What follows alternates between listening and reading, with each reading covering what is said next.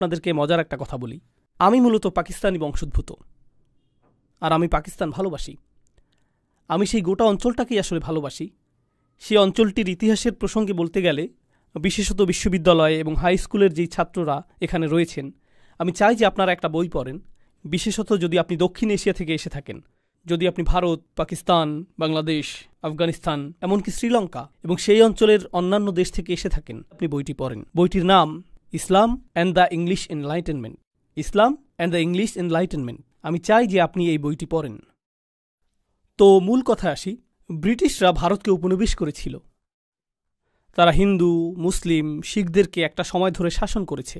ভারতীয়রা স্বাধীনতা আন্দোলন করেছে, বিশেষত মুসলিমরা লড়াই করেছে। দীর্ঘ সময় এতে কোনো ফল হয়নি। এদের তো পরস্পর শত্রু হওয়ার কথা ছিল। শত্রুর সব কিছুকে আপনার ঘৃণা করা উচিত। কিন্তু সেই শত্রু অত্যন্ত সফলভাবে এটা শিখাতে সক্ষম হয়েছিল যে যদি তুমি আমার ভাষায় কথা বলো তাহলে তুমি সাফল্য অর্জন করবে, যদি তুমি আমার মতো পোশাক পরো তাহলে তুমি সাফল্য অর্জন করবে, যদি তুমি আমার মতো খাবার গ্রহণ করো তাহলে তুমি সফল হতে পারবে, যদি তুমি আমার মতো কথা বলো, যদি তুমি আমার মতো আচরণ করো, যদি তুমি আমার মতো দেখতে হও, যদি তুমি ভান করো যে তুমিই আসলে আমি, তোমার গায়ের রং শ্যামলা হলেও যদি ভান করো যে তুমি সাদা চামড়ার মানুষ, তাহলে আসলেই তুমি সফল হতে পারবে। ব্রিটিশরা কিন্তু খুবই ছোট একটা জাতি, না জানলে জেনে রাখুন। আমি অনেকবার ইংল্যান্ডে গিয়েছি। আপনি গাড়ি চালিয়ে কয়েক ঘন্টার মধ্যেই গোটা দেশটি অতিক্রম করতে পারবেন। যখনই আমি গাড়ি চালিয়েছি দেখেছি যে এর বেশিরভাগই ফসলের জমি। একটা শহর ফসলের জমি, আরেকটি শহর ফসলের জমি। আমি এটা দেখেছি আর বলেছি, ইয়া আল্লাহ, কোথায় এই লোকগুলো আর কোথায় গোটা পৃথিবী, কিভাবে এটা সম্ভব হয়েছে? আর আপনি যদি ইংল্যান্ডের ইতিহাস পাঠ করেন, তারা একে অপরকে হত্যা করতে উদ্যত হয়েছিল। তাদের রাজারা একে অপরকে হত্যা করতে উদ্যত হয়েছিল। আর তারা সেখান থেকে এমন এক সময় শুরু করে যখন তাদের গোটা সেনাবাহিনী এমনকি ৬০-৭০ হাজারও ছিল না। যদি আপনি বাড়িও ধরতে চান, বড়জোর তাদের সৈন্য ছিল ২ লাখ, আর মুঘল সৈন্য ছিল অনেক বেশি। ২০ থেকে ৭০ লাখের মধ্যে এই সংখ্যা উঠানামা করত। কিভাবে এটা ঘটল? এটা সামরিকভাবে ঘটেনি, ভিন্ন কিছু সেখানে ঘটে যাচ্ছিল। আর আমাদের জানতে হবে যে এই আধিপত্য কিভাবে কাজ করে। হ্যাঁ, সামরিক বিষয়টাও রয়েছে, কিন্তু এখানে অন্য প্রক্রিয়া, অন্য অস্ত্রও ব্যবহৃত হয়েছে।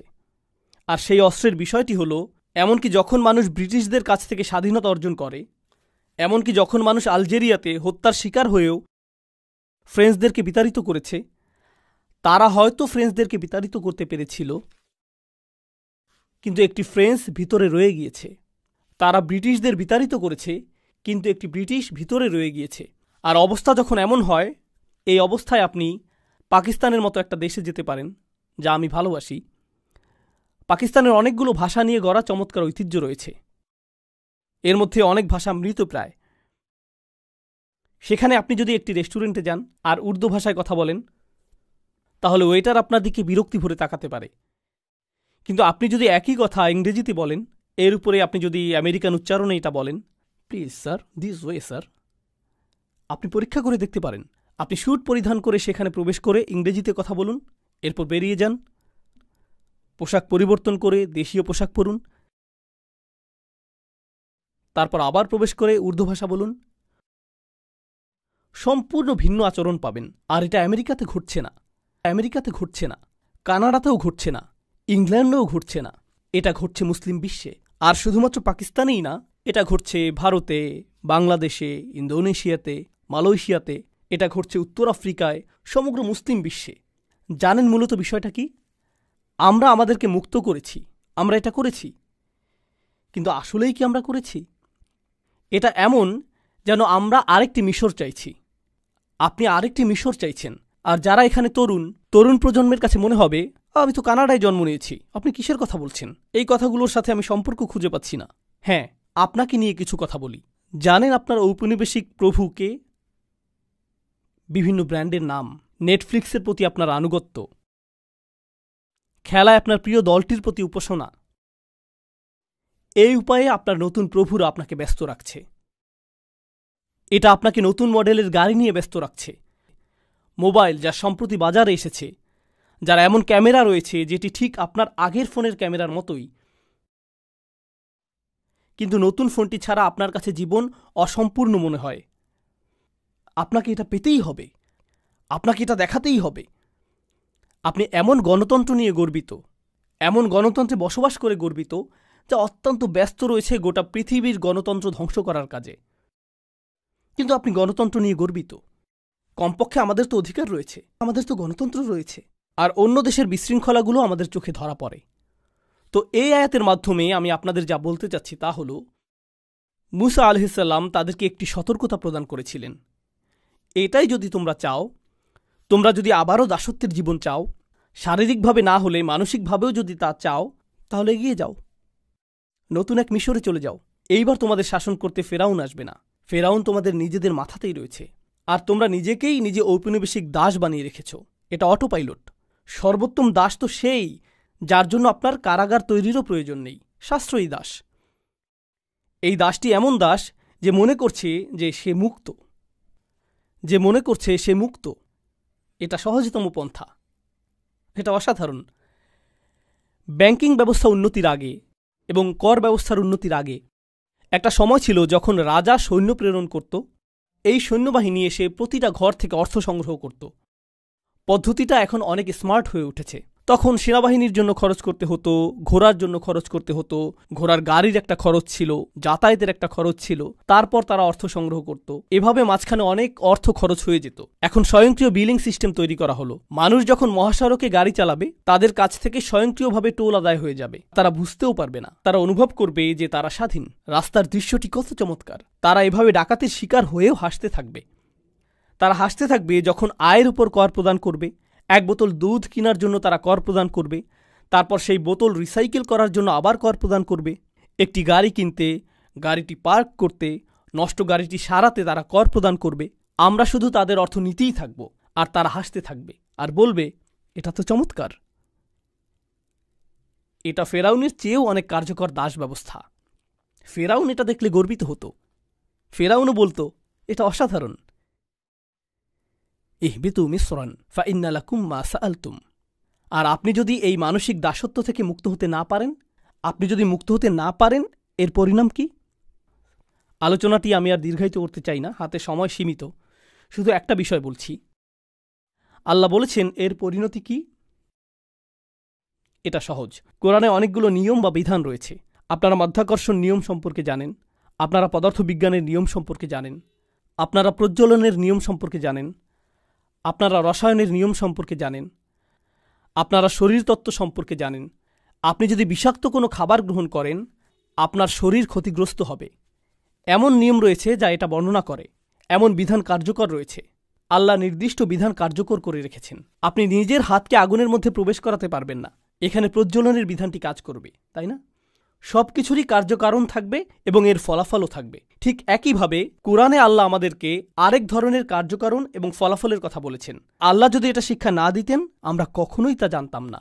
পদার্থবিজ্ঞান আপনি শিখে নিতে পারেন, প্রজ্বলনের বিধানটি আপনি শিখতে পারেন, শরীরতত্ত্ব আপনি শিখে নিতে পারেন, কিন্তু আরও কিছু বিধান রয়েছে যেগুলোর কার্যকরণ এবং ফলাফল রয়েছে, যা আল্লাহ শিক্ষা না দিলে আপনি কখনোই শিখতে পারবেন না। ওয়ায়ুআল্লিমুকুম মা লাম তাকুনু তা'লামুন। তোমাদেরকে তা শিক্ষা দেন যা তোমরা নিজেরা জানতে না। আল্লাহ বলছেন, দুরিবাত আলাইহিম আযিল্লাহ। আযিল্লাহ দিয়ে তাদেরকে চপটাঘাত করা হয়েছিল, আঘাত করা হয়েছিল। তো আমি চাই যে আপনারা জিল্লাহ শব্দটি উপলব্ধি করুন। এছাড়াও আরও বোঝার রয়েছে, কিন্তু যদি জিল্লাহ শব্দটি বুঝতে পারেন, এটা যথেষ্ট, এখনকার জন্য যথেষ্ট। তো আল্লাহ বলছেন, এই লোকগুলো যারা মানসিকভাবে দাসত্ব বরণ করতে চেয়েছিল, তারা জিল্লাহ দ্বারা আঘাতের শিকার হয়েছিল। তো এই শব্দটি দিয়ে আসলে কি বোঝাচ্ছে? এটা এসেছে আরবি শব্দ মুজাল্লাল থেকে, তরিকুন মুজাল্লাল, অর্থাৎ এমন পথ যার উপর মানুষ প্রচুর হাঁটে, যার ফলে এটা মসৃণ হয়ে যায়। যেমন আপনি যদি এমন স্থানে বসবাস করেন যেখানে পায়ে চলার জন্য আলাদা পথ না থাকে, সেটা যদি ঘাস এবং আগাছাপূর্ণ স্থান হয় আর মানুষ হাঁটতেই থাকে, তখন এই আগাছাগুলোর মাঝখানে মসৃণ পথ তৈরি হয়, সেখানে কিছু জন্মায়ও না। এটা হলো তরিকুন মুজাল্লাল, মসৃণ পথ। যেহেতু এর উপর অনেক হাঁটা হয়েছে, ফলে এটা মসৃণ হয়ে গিয়েছে। হাইতুন জলিল, এটা ব্যবহৃত হয় দেয়ালের ক্ষেত্রে। মানুষ দেয়াল নির্মাণ করে বাইরের মানুষকে দূরে রাখার জন্য, কিন্তু দেয়ালটি যদি 1 হাত পরিমাণ উঁচু হয়, এর ফলে মানুষ সহজেই ঢুকে পড়তে পারে। এটা অকেজো, কারণ এটা অনেক নিচু। এই ধরনের দেয়ালকে বলা হয় হাইত জলিল, এটা অনেক নিচু।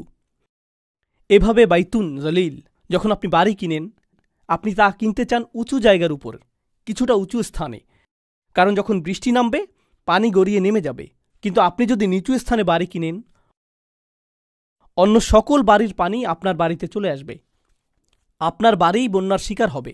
এটাই বাইতুন জালিল। তারা জুলাল আল করম শব্দটি ব্যবহার করে এমন গলার হারের জন্য যাতে সস্তা পুঁতি থাকে, কিন্তু এর মাঝ বরাবর মূল্যবান কয়েকটি পাথর থাকে যা নিচে ঝুলে থাকে। তো দুল্লিয়াত আনাকিদুহ, মূল্যবান যে পাথরগুলো নিচে ঝুলে থাকে সেগুলোকে আসলে বলা হয় জুলাল, যেগুলো নিচে ঝুলে থাকে।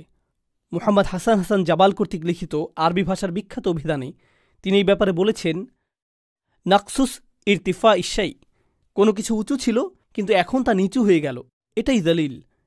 কেউ শক্তিশালী ছিল, এরপর সে দুর্বল হয়ে গেল, এটাই জালিল। সামাজিক দৃষ্টিকোণ থেকে কেউ আগে আত্মমর্যাদা সম্পন্ন ছিল, আর এখন মানুষের পায়ের নিচে পিষ্ট হওয়াকে এবং নত হয়ে থাকাকে সে উপভোগ করে, এটাই জালিল। তো মুসলিম সভ্যতার সাথে কি ঘটেছে? আজকের দিনেও এমন স্থান রয়েছে, আমি নিজে এমন স্থানে গিয়েছি, মুসলিম সমাজেই কোনো নারী যদি হিজাব পরিধান করেন, তিনি সেখানে অশিক্ষিত, গেঁয়ো এবং সেকেলে বিবেচিত হন। তারা পশ্চিমাদের থেকেও বেশি পশ্চিমা সাজতে চায়। পশ্চিমারাও এতটা পশ্চিমা সুলভ আচরণ করে না। কেন? কারণ আমরা এটা অনুভব করতে চাই যে আমরা আধুনিক অনুভব করতে চাই। আপনি লক্ষ্য করবেন যে যুদ্ধ বিধ্বস্ত দেশ, যেখানে গোটা দেশটি ধ্বংসপ্রাপ্ত হয়েছে, গণহত্যা চালানো হয়েছে, আর সেই মানুষগুলোই তাদের মূল্যবোধের অনুভূতি হলো এরকম, দেখো আমি কোন ব্র্যান্ডের বেল্ট কিনেছি, দেখো আমার জুতাগুলো, দেখো আমি কোন স্যুটটি কিনেছি, এটাই তার মূল্যবোধের উৎস। প্রভু বলেছে, আমার কাছ থেকে কিনো, আমাকেই কর প্রদান করো, আর একই সাথে গর্বিতও বোধ করো। মানুষ এর চেয়ে বেশি জলিল কিভাবে হতে পারে? মানুষ এর চেয়ে নিচে আর কিভাবে নামতে পারে? এটা হালাল এবং হারামের বিষয় না। আমি চাই যে আপনারা বিষয়টা উপলব্ধি করুন। এটা হারামের সাথে সম্পর্কিত না, এটা আত্মমর্যাদার বিষয়। আমি সমাপ্তি টানছি এই বলে যে পৃথিবীর সকল সংস্কৃতিই হল আদম আলাইহিসসালামকে যা দেয়া হয়েছিল তা থেকে আগত। আনজালনা আলাইকুম লিবাসান ইউআরি সাওআতিকুম ওয়ারিশা। আদম আলাইহিসসালামকে বলা হয়েছিল, আল্লাহ তোমার জন্য পোশাক প্রেরণ করেছেন যাতে তোমার লজ্জাস্থানকে আবৃত করতে পারো। তো আপনি যদি পরিধান করেন বাংলাদেশি পোশাক, পাকিস্তানি পোশাক, আফগানি পোশাক, আমেরিকান পোশাক, ব্রিটিশ পোশাক, জাপানি পোশাক, এই সবগুলোরই সূচনা হয়েছে আদম আলাইহিসসালামকে যা প্রদান করা হয়েছিল তা থেকে। আর আল্লাহ তার কিতাব এবং তার রাসূলের সুন্নাহর মাধ্যমে আমাদেরকে পথ নির্দেশনা দিয়েছেন পোশাকের থেকে অজ্ঞতা দূর করার জন্য। আপনি পরিশীলিতভাবে জাপানি পোশাকও পরতে পারেন, আপনি পরিশীলিতভাবে আমেরিকান পোশাকও পরতে পারেন, চাইনিজ অথবা অন্য যে কোনো জাতির পোশাকই পরতে পারেন। সংস্কৃতি প্রত্যাখ্যানের বিষয় নয়, বরং ঔপনিবেশিক প্রভুত্বকে প্রত্যাখ্যান করা উচিত। শাসন করার মানসিকতাকে, শাসকের উপাসনাকে প্রত্যাখ্যান করা উচিত। আর সুবহানাল্লাহ, আমরা অত্যন্ত চমৎকার সময়ে বসবাস করছি। এই সময়ে আমাদের জন্য এই ধরনের আয়াত নিয়ে গভীর চিন্তা করার মাধ্যমে বিশেষত তরুণ প্রজন্মের কাছে একটা সুযোগ রয়েছে ঔপনিবেশিক মানসিকতা থেকে উম্মাকে মুক্ত করার, যা মুসলিম চিন্তাকে আচ্ছন্ন করে রেখেছে 1 শতাব্দীরও বেশি সময় ধরে। মুসলিমরা হলো পৃথিবীর বুকে শক্তিশালী একটা জনগোষ্ঠী। আমরা বেশ কয়েক শতাব্দী ধরে ঘুমিয়ে আছি। আমাদের কিছুটা খারাপ সময় পার করছি। আমরা শুধুমাত্র খারাপ সময় পার করছি, কিন্তু এর অর্থ এটা না যে আমরা দুর্বল। আমরা ঘুমন্ত সিংহ। আমরা জেগে উঠতে শুরু করছি। গাজায় যা ঘটে যাচ্ছে তা শুধুমাত্র পৃথিবীর জন্য চক্ষু উন্মোচনকারী নয়। এটা শুধু আমেরিকানদের সচেতন করা না যে আমরা বাক স্বাধীনতার কথা বলে থাকি, কিন্তু তা আসলে আমাদের নেই। আমরা মত প্রকাশের স্বাধীনতার কথা বলে থাকি, কিন্তু আসলে তা আমাদের নেই। আমরা প্রতিবাদ মিছিলের স্বাধীনতার কথা বলে থাকি, কিন্তু তা আসলে আমাদের নেই।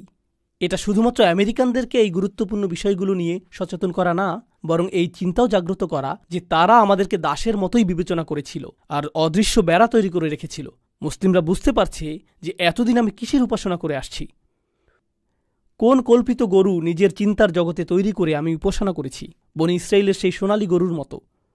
এখন আর এটা সোনালী গরু হতে হবে সেটা জরুরি না। এটা হতে পারে যে কোনো কিছুর সোনালী লোগো, এটা হতে পারে এই সোনালী নাইকি, হতে পারে সোনালী ফেরারি, সোনালী অ্যাডিডাস, এগুলো সবই সোনালী গরু। আজকের যুগে এগুলোই সোনালী গরু। পৃথিবীর সকল সামেরিরা এগুলো নির্মাণ করে যাচ্ছে। তো আমি মনে করি যে এটা নতুন একটা সূচনা, এটা নতুন জাগরণের সূচনা। আমরা এখন আর সাংস্কৃতিক আগ্রাসনের শিকার হব না। আমরা নিজেদেরকে প্রকাশিত করতে পারি এবং নিজেরাই চিন্তা করতে পারি, আর আমরা সত্য ছাড়া অন্য কিছুর অনুগত হব না। আমরা পৃথিবীকে সত্য প্রত্যক্ষ করার আমন্ত্রণ জানাতে পারি, এমন কারো চোখ দিয়ে দেখা থেকে বিরত থেকে যে এতদিন নিয়ন্ত্রিতভাবে কারসাজি করে সত্য গোপন করে এসেছে। আল্লাহ আজ্জা ওয়া জাল্লা আমাদের হৃদয় এবং মনকে মুক্তি দান করুন। বিশেষভাবে এই প্রজন্মকে আল্লাহ সামর্থ্য দান করুন যারা উম্মাকে ঔপনিবেশিক সেই প্রভুত্ব থেকে মুক্ত করবে যা এখনও ভিতরে রয়ে গিয়েছে, যা বহির্গত প্রভুত্ব থেকে কোনো অংশে কম নয়।